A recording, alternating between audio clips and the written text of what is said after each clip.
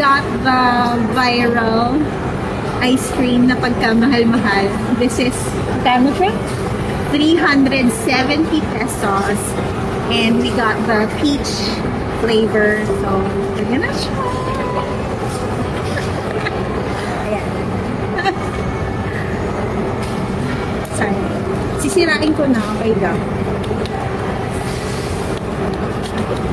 Ayan. Ang hirap naman. We are paying for the packaging. Kaya siya mahal.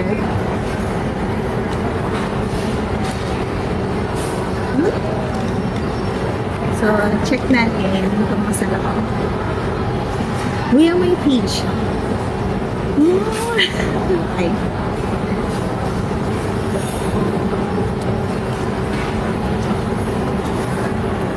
Masarap.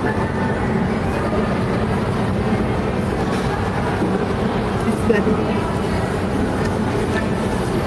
Walang mango. Sorry, walang mango. Lemon and ito lang yung flavor. So, ito na yung best choice na.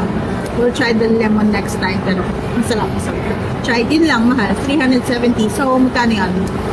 125 pesos. Parang okay, sige. Thank you for watching. Bye.